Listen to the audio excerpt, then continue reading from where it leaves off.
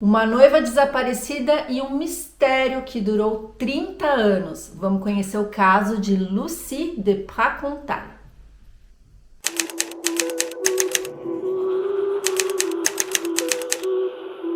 Oi, bem-vindos ao meu canal, eu sou a Flávia Ribeiro e você tá no Cafezinho Francês Investigação, um quadro aqui do canal onde eu falo sobre crimes reais, crimes que marcaram a história da França e também da Europa. E se você chegou por aqui agora, aproveita, já se inscreve no canal, ativa aí o sininho das notificações para não perder mais nenhum vídeo, deixa pra mim também o seu like no comecinho desse vídeo que é muito importante para fazer o canal crescer e também impulsionar esse vídeo para mais pessoas. E você que é meu parceiro de toda semana já sabe, deixa pra mim o seu joinha.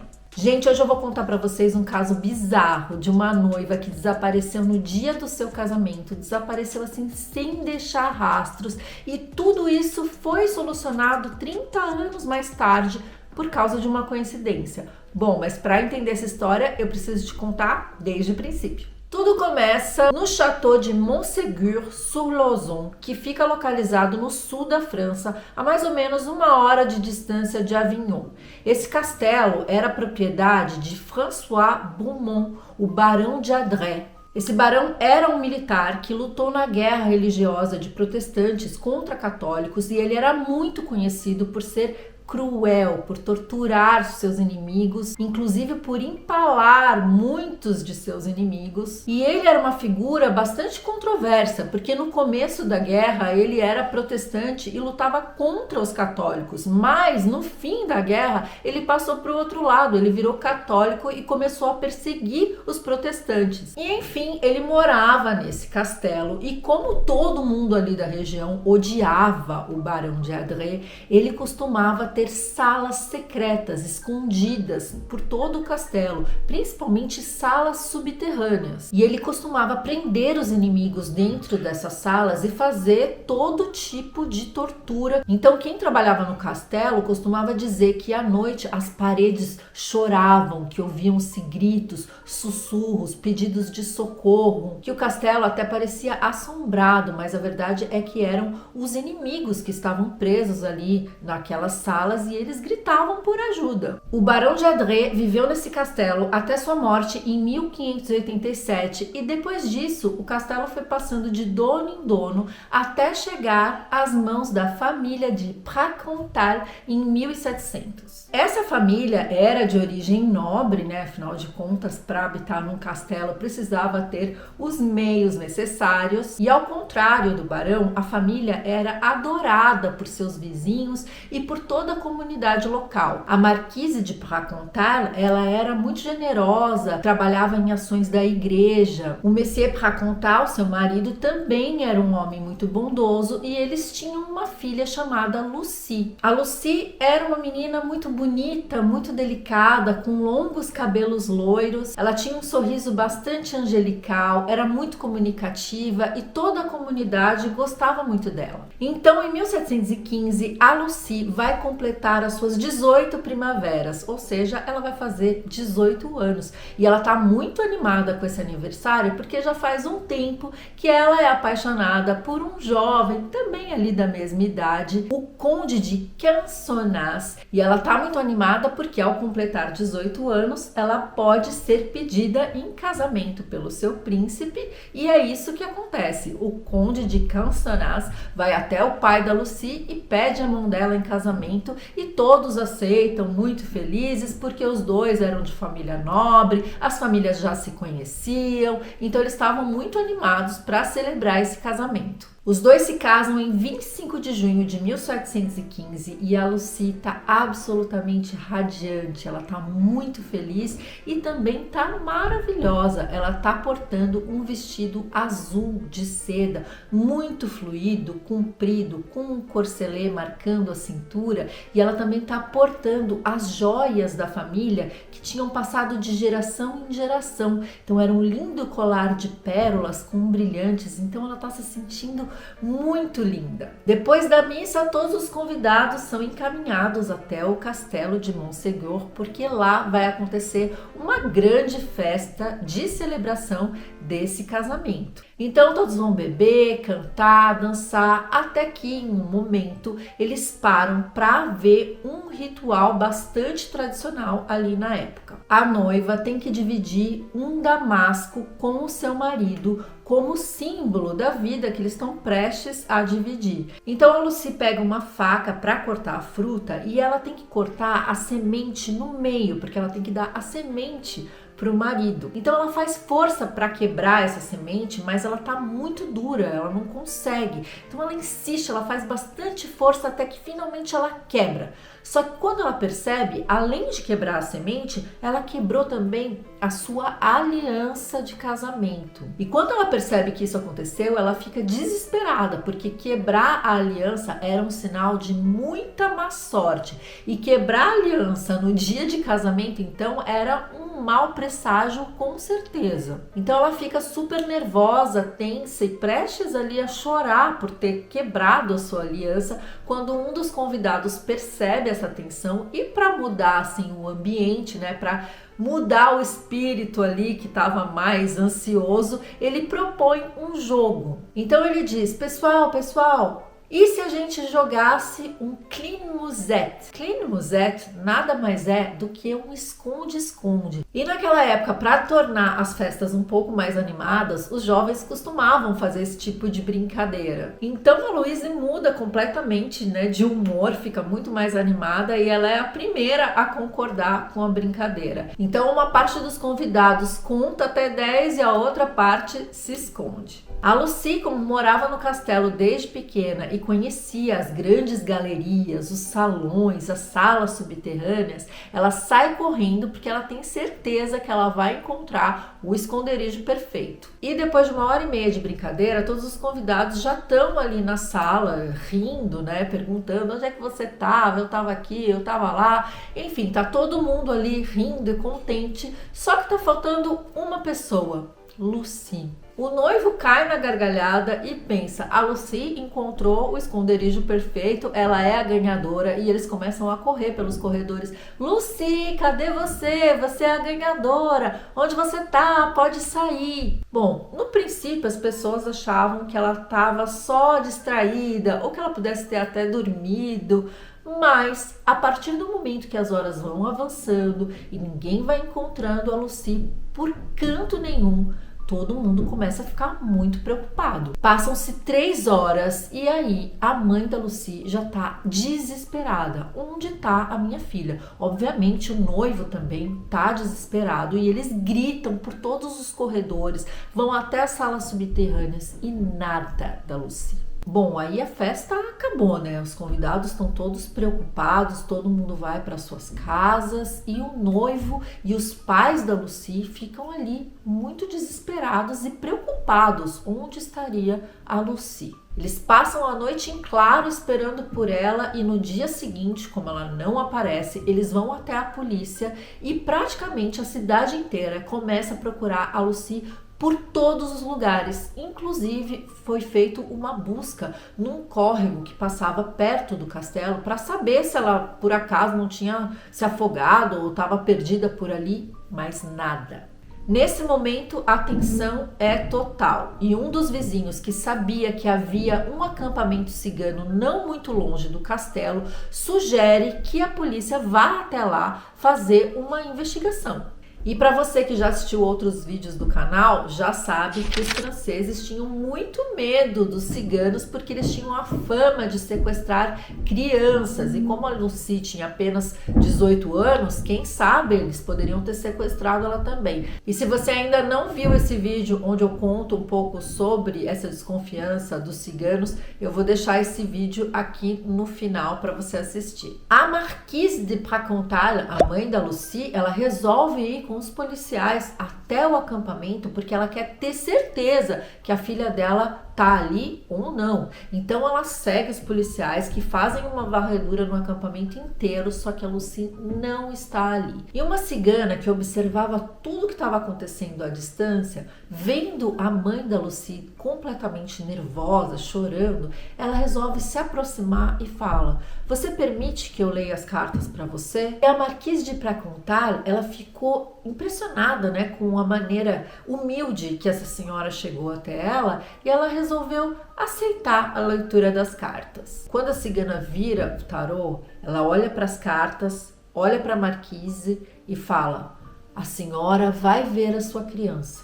Tenha fé, a senhora vai vê-la novamente." Bom, mas não seria naquele dia, nem naquela semana, nem naquele mês e nem nos próximos anos, porque passou muito tempo e a Lucy realmente não foi encontrada. Então, depois de anos de espera e com a filha ainda desaparecida, a Marquise realmente começou a acreditar que a Lucy não ia mais voltar, que ela realmente estava morta. E para finalizar esse assunto, né, para encerrar um pouco aquela dor, ela resolveu colocar uma cruz de pedra no último lugar onde a Lucy foi vista com vida. E ali ela escreveu Lucy de Pracontal, 25 de junho de 1715. Depois disso, o casal resolveu se mudar ali do castelo, porque era muito difícil continuar ali com todas as lembranças da Lucy, e o castelo ficou abandonado. 30 anos se passam e agora o castelo nada parece com o castelo de antes. Ele está completamente em ruínas, uma parte foi toda destruída e tem até uma certa vegetação que invade ali o lugar. Mesmo assim, um chatelin, que é o guardião do castelo, ele faz a sua ronda ali todos os dias e ele tem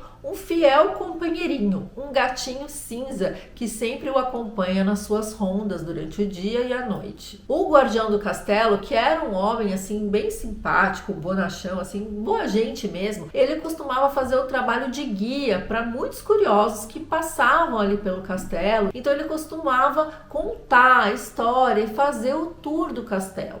Então, no verão de 1745, 3 jovens nobres resolvem fazer um tour ali pelo castelo e os 3 tinham por volta de 20 anos de idade. O mais curioso de todos era o Vicomte de Rabastan. E o guarda, vendo ali o interesse dos rapazes, resolve contar toda a história, inclusive falando do barão de Adré, que o castelo não era muito legal, mas que depois veio a família para contar, o castelo viveu um período muito alegre, até a tragédia da Lucy. Os outros jovens ficam assim meio com medo do castelo, afinal de contas ele parecia um pouco assombrado, já estava em ruínas, enquanto que o Vicomte de Rabastan fica mais curioso ainda. Só que era hora do almoço, eles estavam lá para fazer um piquenique e é isso que eles fazem, eles começam a comer quando de repente começa uma daquelas chuvas de verão. Para se proteger, todo mundo correu para dentro do castelo e o Rabastan, que está super empolgado com a história que ele acabou de escutar, resolve propor para os seus amigos uma partida de esconde-esconde. A princípio os meninos não queriam brincar, eles estavam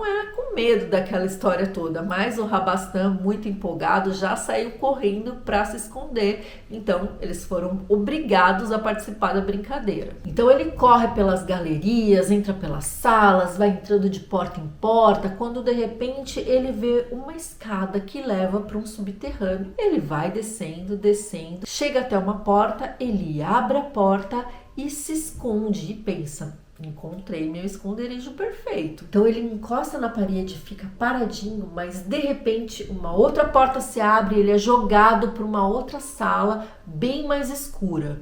Ele fica com medo porque não consegue enxergar nada, ele começa a tatear pouco a pouco as paredes para ver se ele acha uma maçaneta. Não tem maçaneta nenhuma, mas ele acaba empurrando uma outra porta que dá para uma outra sala e ele entra nessa sala. Só que quando ele entra, a porta de trás fecha e ele fica preso ali dentro. A princípio ele fica um pouco desesperado porque tá tudo escuro, mas assim que os olhos dele se acostumam ali com aquela escuridão, ele começa a perceber que tem alguns raios de sol vindo de algumas frestinhas pequenas ali entre as pedras. Ele tá numa sala grande, menos fria que a sala anterior, mas a sala tem um mau cheiro, um cheiro de úmido, um cheiro de poeira, de coisa guardada. E assim que os olhos dele se habituam àquela escuridão, ele começa a enxergar um pouco as coisas.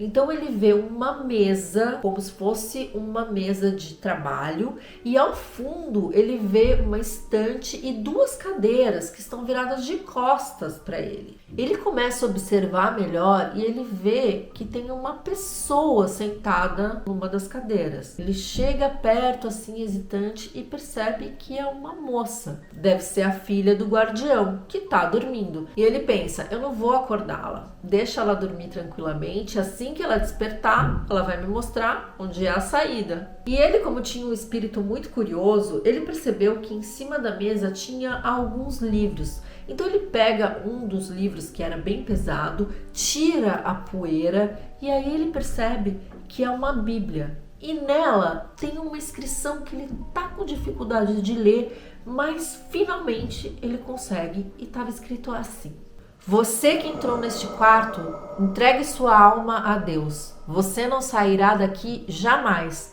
assim como eu, Lucie de Pracontal.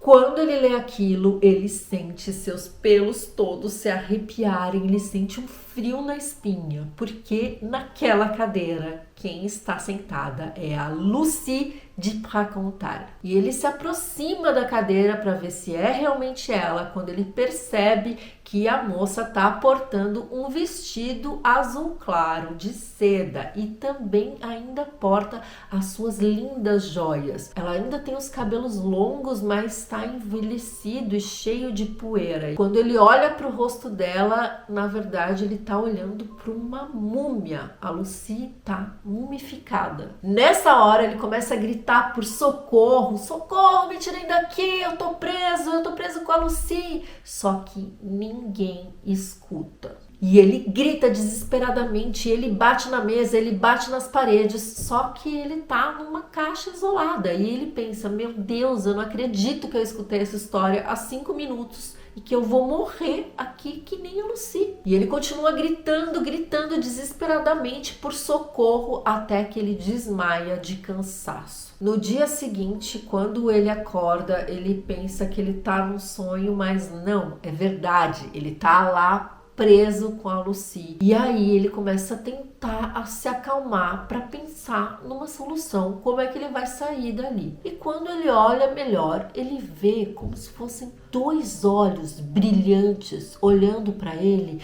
e ele se assusta, mas ele pensa, peraí, conheço esse tipo de olhar, é o gato do guardião que entrou e tá ali olhando para ele. Então ele pensa, se o gato entrou, tem que ter uma maneira de sair.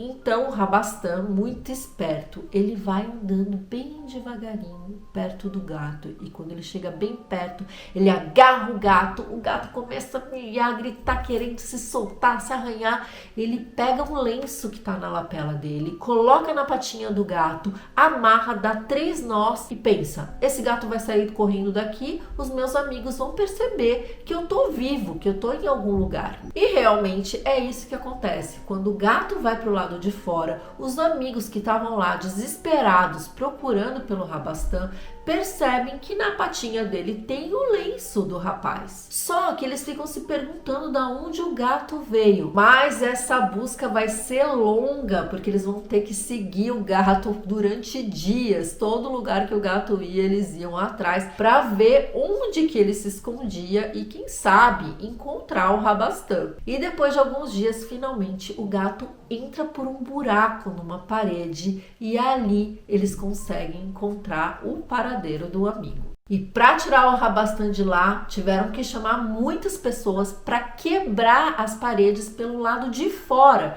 e foi assim que ele foi salvo. Quando o Rabastan saiu e ele disse que a Lucy de Pracontal estava sentada no sofá daquela sala, a notícia correu a cidade. E a mãe da Lucy, que vivia num convento fora da cidade, ficou sabendo e saiu do convento para finalmente encontrar com a sua filha. A Lucy foi velada e enterrada, e no momento ali do reencontro, a Marquise de Pracontal pensou naquela cartomante e que ela tinha razão. Realmente ela reencontrou a sua filha. Infelizmente não como ela gostaria, né? Mas ela viu a filha uma última vez.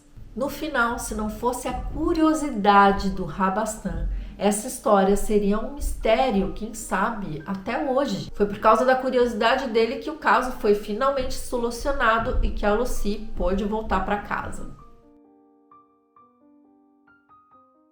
Agora eu quero saber de você, o que você achou dessa história toda? Eu achei essa história absolutamente bizarra. Como é que pode uma pessoa se perder dentro da própria casa? Tudo bem que era um castelo, tinha salas secretas, as paredes eram gigantes, né, de pedra, difícil de gritar, mas eu fico pensando, gente, como é que ninguém encontrou essa moça? Eu achei essa história muito triste, muito trágica, porque se a gente for pensar na forma como ela morreu, com medo, sozinha, no escuro, de sede, de fome. Mas é isso, se a história não tivesse acontecido, eu não tava aqui contando pra vocês. Bom, gente, então é isso, eu espero que vocês tenham gostado desse vídeo, um pouco mais curtinho, mas com uma história real. Se você gostou, deixa pra mim o seu like, compartilha com seus amigos, se inscreve no canal se você ainda não for inscrito, porque toda semana eu posto vídeo novo por aqui. Aproveita e também me segue lá no Instagram, @cafezinho-francês, que por lá eu sempre notifico dos vídeos da semana. E é isso. Obrigada por ter assistido esse vídeo até aqui. Bisous e au revoir.